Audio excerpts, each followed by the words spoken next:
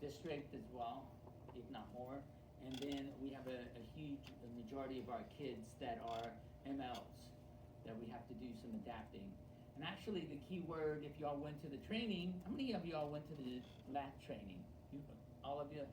Most of us went to the, well, with the math training, and the ELA actually, they were talking about amplifying certain parts. Y'all remember that little word? But that's the area that we want to look at. Well, at first, let's see if this works. I gotta turn it on. Okay, yeah, it does not work. There we go. Objectives, we're gonna dig into the curriculum, and then we're gonna kind of talk about where our focus could be for our school, and then we'll obviously talk about the warm-ups, and which is the number sense routine, and then look at the look-fors. And I kind of talked about in the look-fors what Klondike Lane might be a look-for, but it's really not official, it's just a way to think about it, as well as the JCPS one, the district one. So here's the components. You all know the components of them, you've seen them. The warm-up, the activity, synthesis, cool down. There's some instructional routines that's different than the EL, instructional routines. The big thing that they want us to work on is the math language routines. That's not gonna come up in terms of look for a while. There's the fact practices for orchestrating classroom discussions, which is really important, and the use of manipulatives right on their desk. That's a big one at the beginning. That's hard because it's difficult sometimes to use manipulatives with certain problems, but we're gonna hopefully work through that throughout the year. Here's the warm-up, and this is interesting. I mean, some of the warm-ups are designed to strengthen number sense routine and fluency, right? This is an interesting phrase, besides we get into here in a minute. It gives them a chance to make deeper connections and become more fluent in their thinking. So that kind of sets us up for the day. Some warm-ups lead into the activities are really, really important in those activities. And that becomes really critical that we do things with them. I want you to take a look at this phrase and in the bold and kind of give me an idea of what words stand out to you, what's really important. See if I can do this. If I don't stand in the way, there we go. Routines. Routine. Second word. These routines, yeah. I'd say voices of students. See if I can do this. It's not really Thank a you. word. Yeah, I agree. I was gonna say that too, buddy. What is it? Voices of students. It's not really a Voices word, of but students. I agree. Phrase. yeah.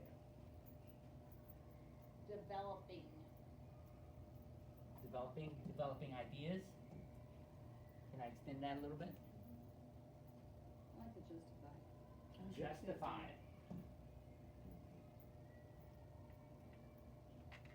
I love the double entendre of place value, Yeah.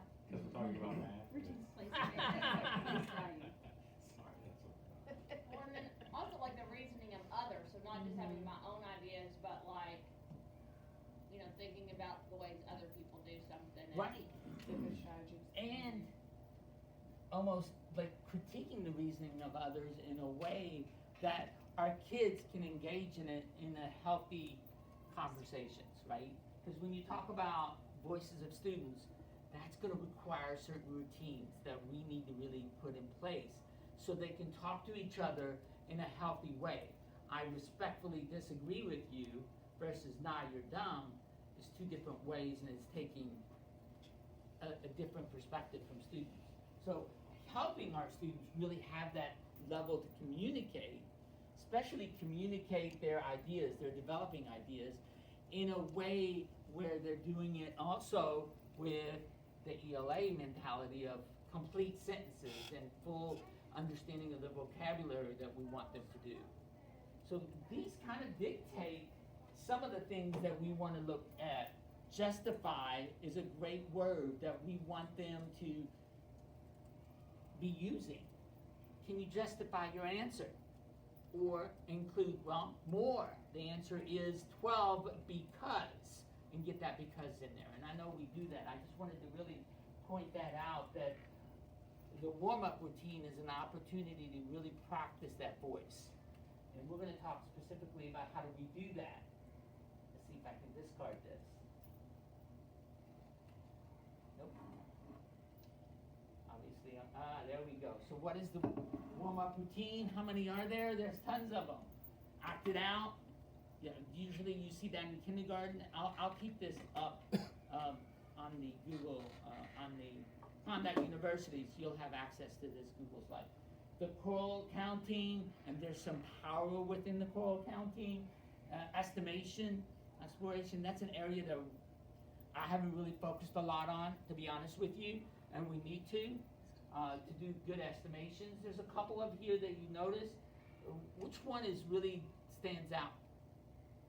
My kids love the how many do you see? How many do you see? Did you say which one do they love? Which which stands out to you? I think my classroom strength is number talk. That's awesome. I think the interesting one, I don't know if you guys can see it on there, just sad, is which three go together, which is a little shift, From which one Is- doesn't belong. and which one doesn't belong, trying to make that culturally responsive. Is that new? It's Well, a it used it's to the be same, which one doesn't belong, and now they changed it to be They positive. did change it? just the Which wording one- of it. which So which one three go together. go together? Gotcha. My class loves that one too. Yeah. It's a different perspective on the idea. I like it, it's inclusive. There's a whole website that has To it. get this, here's kind of the look-fors that the district had talked about, although they're not in their official. The last year, this is one of the big things that they talked about. So they talked about as it looked like. What does that look like in the classroom? It looks like there might be chart paper, and I know we use a lot of these on the smart boards, and that's fine. But here's some things to consider. Okay, as you do that, we include students' names. We really have to do that. That gives them ownership of the thinking. I mean, imagine if, we say, Catlett's idea of making 10. Can you use Catlett's idea or strategy of making 10? I mean, Catlett's sitting there really proud, came up with this really awesome idea. And it helps, and what the heck did I do? Hit the button on your. I'm getting there, sorry. Okay. It really makes a big impact in the way students perceive it. And that's that identity of who's a mathematician. We worked really hard with everybody's a mathematician, the jacket, and we're gonna continue doing that. But this continues that support. Another thing, some warm-up really benefits students if they're up all day long, or all throughout the lesson. And that's gonna be challenging if we're doing it on the smart board. Or if we notate it on the whiteboard, and you're writing down these ideas, and you kind of reference these ideas on a whiteboard, that's really good. If you have two smart boards, you can actually freeze it, and then have that lesson, which is also powerful too. So there's some that are powerful and make that connection to the day's activity, which is really important. Some need to be set up or left out for the whole lesson, for the whole unit. How do we do that when we're capturing it on the smart board? We could create anchor charts. If you do that, and I encourage you to do that, is capture their names. You can freeze it, capture it on the smart board as a picture, and we can actually just print it out. And if you wanted to, you can print it out and make it into a poster. And you don't have to do anything, just send it in. And that way you captured the thinking. Remember, we talked about this 3 days ago. Look at what Catlett did. Can we do that here in this lesson? Does that make sense? Do the And if you need lessons help to tell- do that, I can help you through that. Do the lessons tell you which ones to leave up, or it's teacher judgment? The lessons don't necessarily tell you that yet. Not that I've seen, and I'm just barely digging into the new IM. So it's not like, hey, this is great to keep up. But they do encourage anchor charts. So if you do anchor charts and you take all these different strategies, you can capture their names would be great. And having kids come up with and name the strategy. Not only is it Catlett's strategy, but she's using the Making 10 strategy. then we get them to use those strategies in their thinking. And of course, it's student voice, it's student led, right? That's the big one. We're sitting there quiet and the kids are doing all the talking. Even if they're wrong, sometimes writing it up there and then having other students say, do you agree or disagree, and how? And somebody may say, that's wrong. Say, I respectfully disagree, and then, can you explain? And then, hey, Michael, do you see how she disagrees? Does that make sense to you? Where you're not the authority of the knowledge, but you're shifting the kids to be resources for each other, which is a huge goal. I think it's important to pick the kids too, Yeah. like when you're going around looking at the work, for like the most effective thing I've seen, especially when you're trying not to have the wrong answers, Yeah. is to have like the progression of answers, Right. and to take a picture. So I've been taking pictures of the kids' work and putting it up on the board, and then asking that kid, well, can I share this with the class? Will you come up and talk about it, kind of deal. I think that kind of helps to moderate it a little more, because it can get out of hand when you're just like, oh, Sally, what's 2 plus 2? It's 8 because, and then that's an extreme example, but I think it helps. I think it's fantastic, Yeah, and that goes along with the 5 practices for orchestrating. The selecting of the students' work and sequencing. Which one you want to put up, and we'll dig into that. I do want to reference the equity sticks. I think I appreciate Mallory's mom and Mallory for doing that. Really want to encourage that we do that. There's a real big push about, there's a program in England where they did no hands up except for questions. It means if you have a question, you can raise your hand, but when I ask a question, there's no hands up. It's always this random selection, and it shifts the mindset of kids. Number one, anybody can be selected. And number two, now they're taking ownership and engagement in it. They're listening because, hey, Mr. Jad, Ms. Heveron's walking around with that equity bowl and shaking it. Oh, it's gonna be me, I gotta pay attention. And we did some really cool things. Some teachers did some cool things last year where they gave them almost like outs. What questions could you ask about this question?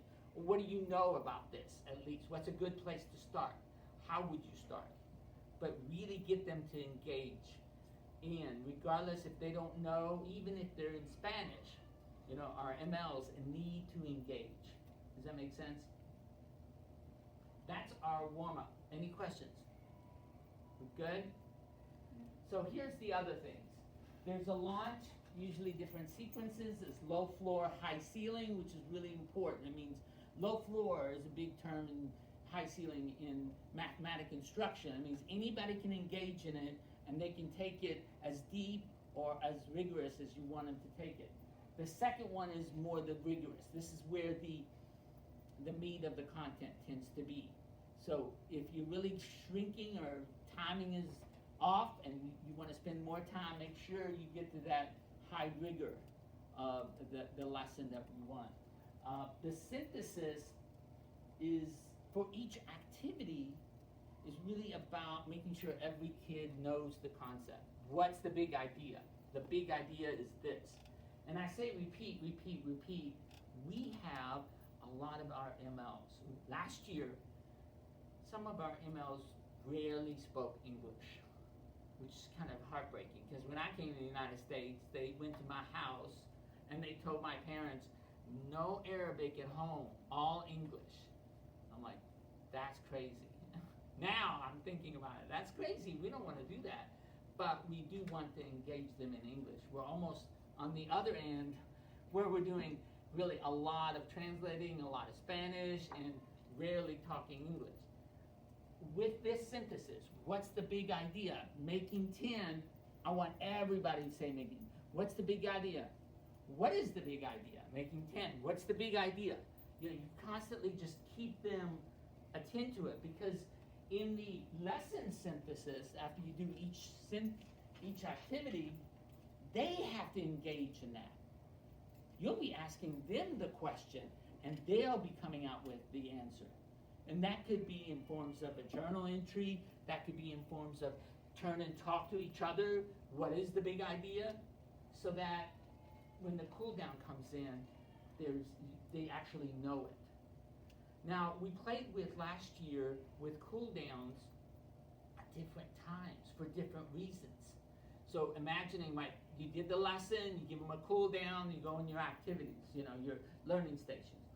Or you can pause the cool down because you're noticing, I've got Michael here, he needs a little help. I'm going to pull him in a small group, and we're going to do our rotations earlier, and then at the end, I'm going to give everybody cool down because I'm pulling kids to support them. Or we could say, I want to see if they retain it. This is similar to what we did yesterday, and it's a baby step up, right, because they're gradual.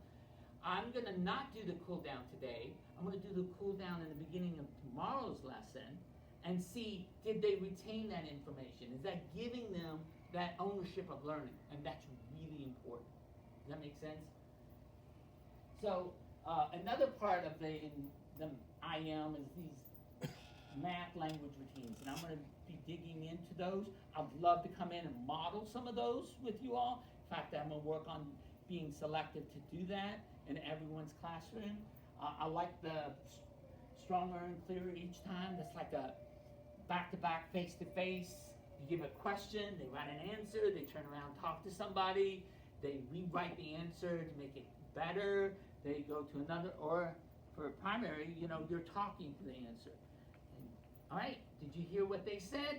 Add on, now turn to somebody else and have that conversation. See if you can make your answer and your analysis and your justification much stronger and much clearer so you answer the questions. I know we've been into the 3 reads, and I think honestly our work around number stories has to come back, and that's why we're doing a session on it, and that's something for primary that, and even 3rd grade that we want to get into. Really digging into number stories and teaching them the strategy with the 3 reads. And we'll do all the others. I think these are the ones that pop out. How do we amplify? This is, I should have wrote draft, okay? This is not formalized. This is just for us to have this conversation about it. One of the ways to amplify is a vocabulary. There's a section in there that should say in the learning target, comprehension and spoken language, which is really the vocabulary. Have you all noticed some of those in the lessons? On the IM platform or on the? Just in the book is what I'm looking at. It usually says like we're doing volume, so it's cube or unit cubed. So that's the vocabulary word, and it has that parentheses around them. If we have keywords that are really essential, especially for MLs, everybody's got to say it. This is where they mimic it. If you're saying Unix cubed, everybody says,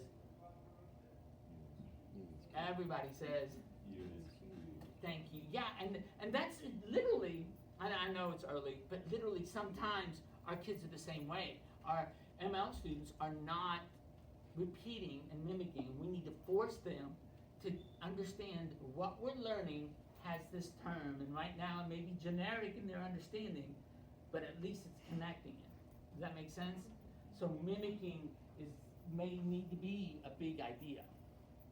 But we are going to amplify vocabulary. How we do that is our work together throughout in our PLCs, in the work that we do individually, and in the work that we do as a whole school, but we're going to amplify vocabulary.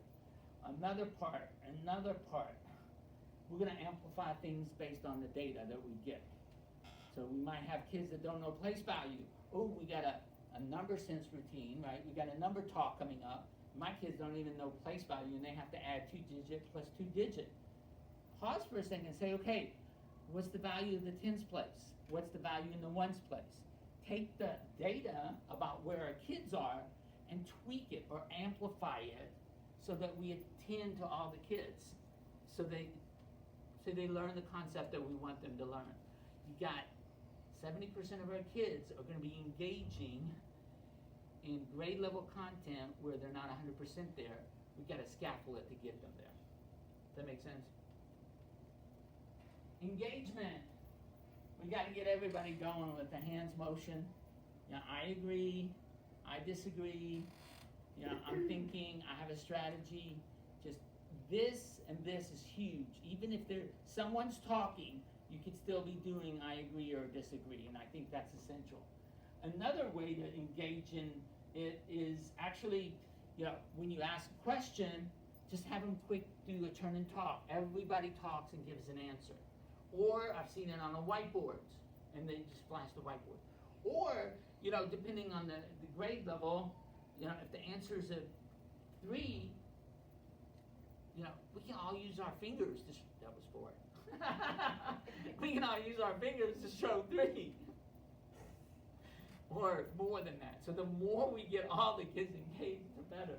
So that's going to be an area of focus as we walk around. Is, are we amplifying vocabulary? Are we engaging in everyone in engagement, having everyone participate? Another thing is, I know there's going to be 4, there's a lot, is that ownership of learning. And we're talking in 4th and 5th grade of learned helplessness. Our kids come in literally waiting for us to give them the answer. Ms. Hammond, do you agree? Yeah, I would think so. They're just sitting there like, come on. I mean, you're pulling teeth. You literally give them the first letter and the second, you know, to get to the action. Are we doing anything that's really promoting that learned helplessness? And that's the thing we've got to think about. How do we get kids to take ownership of their learning instead of us feeding them that? And again, considering that cool down as at the beginning of the next lesson, are they retaining it? And then really having that conversation, because this lesson doesn't close and end today. We want you to remember this for tomorrow and the next day and the next. Does that make sense? And then obviously collaboration. We do that in EL. We need to continue doing that.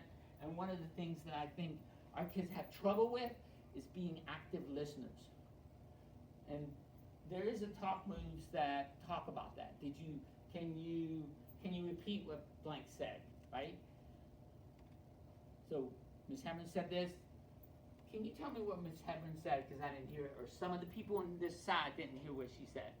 You know, can you repeat what she just said? The more we get them to listen to each other, because they learn from each other. Remember, if they're doing all the work in the voice, they got to learn from them. They can't just tune out and play around until you stand up here and you talk, right? Because they've got to be learning from each other. They're the teachers in IM 360. They are literally the teachers. The program is designed so the right conversations come up. And that's our skill, right? Is to ask the right questions and lead the right direction to get the right questions to come up so they can answer them and engage in that conversation. We're doing less, but they've got to listen to each other. And I think that's really important. Another way is who can state that strategy in their own words. And I think one of the math learning routines talks about something like that. Does that make sense? I know I've been preaching to you all. The last thing I want to get into is the JCPS. And on the map, you can go to our Klondike, under math supports, there's the look fors, and it kind of tells you, you know, what we're looking for, what they're going to be looking for August and September. All students engage, actively participate in the math community. That's the discourse, that's the manipulatives, and the anchor charts. They walk in, and it's not just they got you, it's just these are good things we want to happen, right? They walk in, we walk in, and there's manipulatives on the table accessible to the kids somewhere, and their anchor charts to show their work. Then we did a great job. Teachers establishing that routine so that we do the workshop. They can move, they're moving quickly, everything is on a really effective time movement so that we get the most out of the lesson. So these are the big things that they're going to be looking for, and we're going to be engaging in that when leadership and everyone does walkthroughs.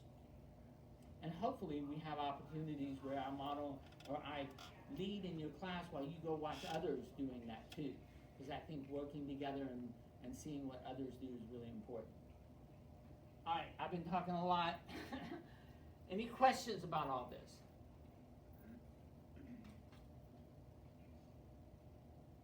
This all makes sense. This is kind of, we bring it. Now, they're bringing math to the forefront this year. It's gonna be on top. That's not meaning we're gonna eliminate all that we did in EL, in ELA.